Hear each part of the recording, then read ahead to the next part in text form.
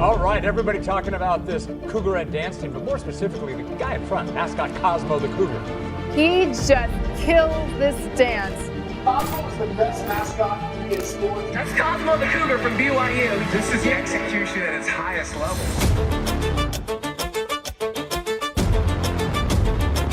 It was so cool the way that BYU was being represented. It was so exciting for everyone because it was an incredible dance. Homie brought some impressive movements and attention to BYU through Cosmo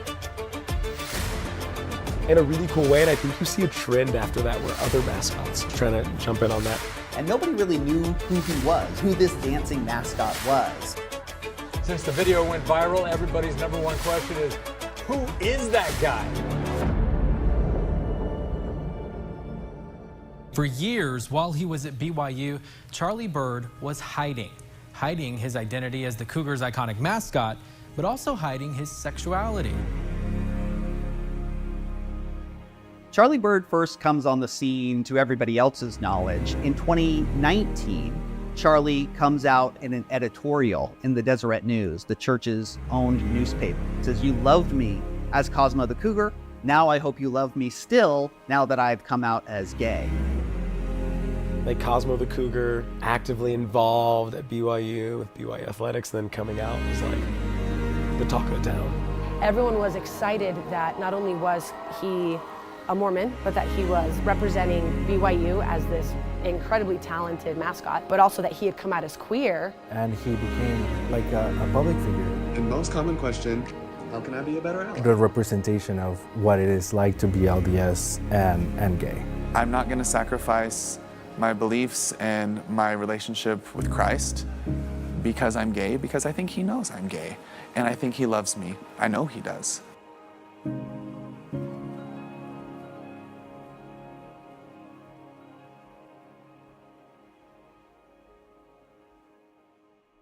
The Church of Jesus Christ of Latter-day Saints has changed its teachings about gender and sexuality, specifically with respect to homosexuality or same-sex relationships, several times over the last several decades.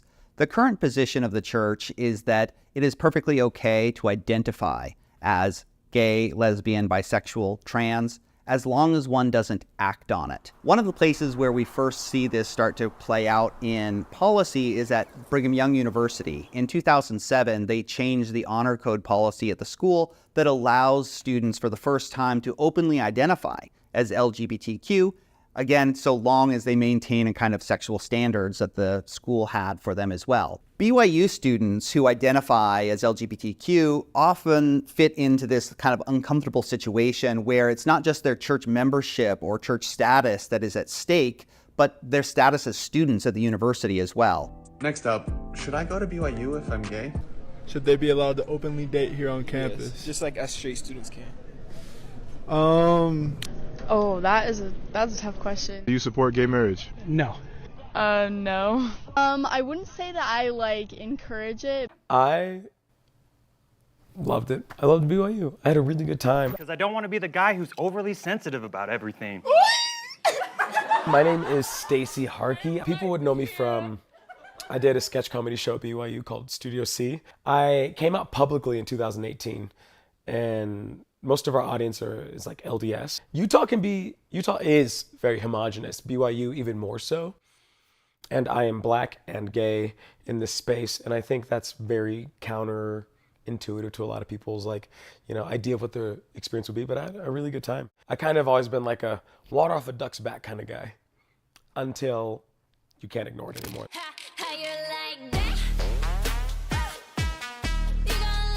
I'm the BYU graduate that had a rainbow flag sewn on the inside of my gown, and at graduation I displayed it in front of BYU and the students, faculty. The reason that was a big deal was because BYU has policies against homosexual relationships. If you're in a homosexual relationship at BYU, you will get kicked out. Being queer at BYU is scary. It's really scary and it's hard.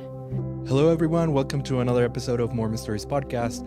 I am the co-host for today, Gerardo. I'm Gerardo Sumano. I work for Mormon Stories Podcast. When I went to BYU, Idaho, I came as an international student. I grew up in Mexico. My status in the United States depended on my student visa. When I fell in love and I had a relationship at BYU, Idaho, I had that risk. What we decided to do was, let's get married while we were still in school. We can stay together. I don't have to go back. We couldn't tell anyone because we didn't know who to trust. We ended up getting married without anybody at the ceremony.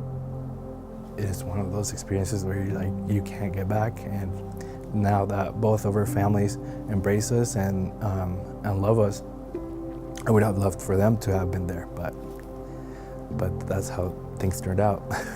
Coming out and coming into God's light will be available at Deseret Book later this month. I pray that for someone, this will be the book I never had. This is something that needs to be said. These are things that I think are important conversations to bring up, and if I'm the one who can bring that, I'm happy to do it. What Charlie's book does is it's one of the very first to be unapologetic about being gay and say, I'm not trying to change myself, I'm not trying to do anything differently, I'm going to adhere to the church's standards, and yet I'm not going to change who I am. I teach cycle classes in Provo and in Springville. And I've had moms in these classes who have never really interacted with a queer person, who are very LDS, come and talk to me about Charlie's book, and it helps them with family members, with kids in their ward. And I see that as a success, wholeheartedly.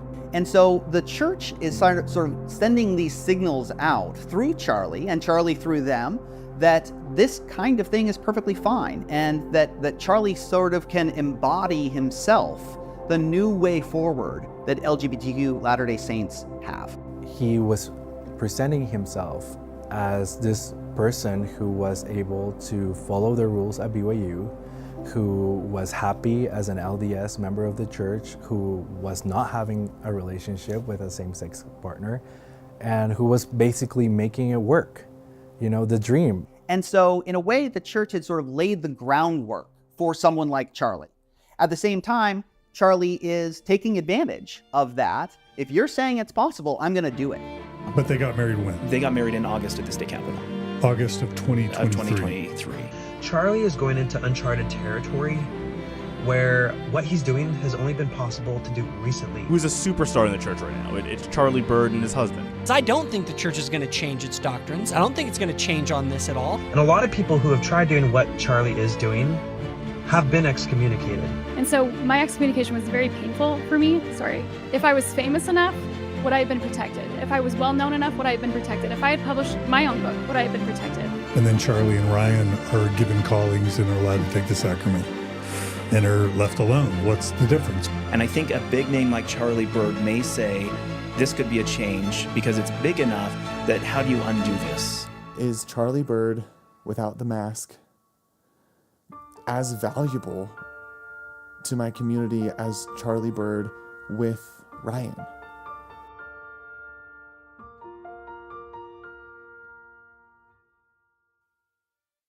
When I see Charlie and Ryan showing that they're able to participate and that they support the church and they love it and they get to have callings and they get to be queer and be a part of it, it is so frustrating to me.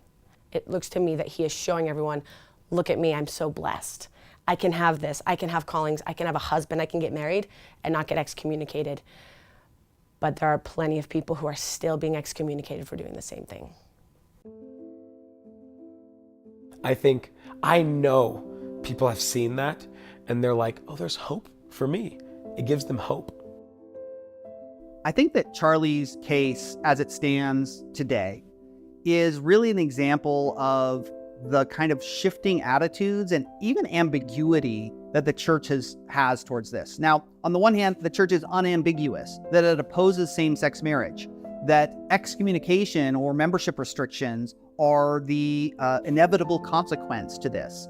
And yet, he seems to be skirting the rules, again, in a very public way. How exactly is this possible? So when I reached out to church headquarters and asked if there was very firm guidance on this, they sent me back to this handbook, and the language was may. Individuals may be removed from the church for being married to someone of the same sex. And so there is a little gap that opens up in the church's policies around this about 5 or 6 years ago, and it's that transition from must to may, where a lot of church leaders, I think, are kind of leaning on that distinction in order to make decisions themselves about what they think is the appropriate path forward here. Given that there is this squishiness to that word may, of course I think that there's going to be individuals who are going to interpret it according to their own politics, to their own beliefs on the subject. Each bishop gets to decide for their congregation, each stake president gets to make that decision, and then when people are upset, the church doesn't take the bullet for it. It's the individual who makes that call for those people who they see it as their eternity being on the line, and it's the bishop that gets to make those calls for them. We can speculate that, of course, being a tall, good-looking, white Mormon man is one of the reasons why there has been a little bit of a kind of exception to the rule here. Now, again, we can only speculate on that, but that there are certain kinds of privileges that fame, that other kinds of status in the church, that even a declared commitment and a persistent commitment to the church that Charlie has maintained publicly, privately, and so on, it has also been a big part of this. Because I have a testimony to the gospel, and I love being a member of the church, and I'm gay. And both of those are irrevocable. I can't change any of those. But then also that there's just this dueling narrative of whether they represent progress or an exception for just these two privileged individuals. So when I see what Charlie's experiencing and some of the privileges that come from a platform, from being attractive, from being like a white male in this community, from being someone that like a lot of people in his audience can relate to, I'm like, yeah, he has privilege, of course. And does he get benefits from this privilege? Probably. I haven't dove into his life, but I would assume so. Is that bad? What's he doing with it? Is it bad that Charlie and Ryan aren't excommunicated? Or is it bad that other people have been? The church tries to be really careful on how to handle people like him. And what usually happens is that they're left alone and not being treated like any other person who doesn't have a platform, who can't speak out, ends up being treated. I do believe that they're not going to touch him, but they're going to continue to let him be the gay mascot for the church because it benefits them. It does. It makes them look progressive. It makes the church look like they're accepting of it and that it's not a problem and that we don't see it the same as we used to, but they won't make any statements about it. They'll just let him dance around in front of the camera. At any moment, Charlie and Ryan could be excommunicated. They could lose their membership status at any moment. And it could be that even before this is done, that might have happened. They really are at significant risk of that, precisely because they're such a public case as well. And so it's hard to say that the church has changed or is changing when we might just find ourselves in the middle of this story rather than at its end. I think the question is like, what do you want to happen? Is it Charlie suffering for something that other people should suffer for? Or is it change that we might be seeing with Charlie? Then I would hope that we would also see that he's advocating for those who are being discriminated against as well, who are experiencing homophobia in the same exact religion that he is in, that is supposed to be the same across the entire world. It's supposed to be the same every church you go into, and it's not. I would love the church to change. Many people ask me, including my parents, are you gonna come back if the church changes? No, I'm not gonna come back. But I do want it to be a better place for people like me. You know, Charlie is not the first. And there have been others whose stories also need to be told. And Charlie won't be the last. Whatever happens to Charlie, he's not going to be the last. There are going to be others who are going to try to carve out this middle space. So I think that this conflict over gender and sexuality in the church is not going away anytime soon. It's going to be with us for a long time until an adequate solution that satisfies everyone can finally be found. And maybe that won't ever happen.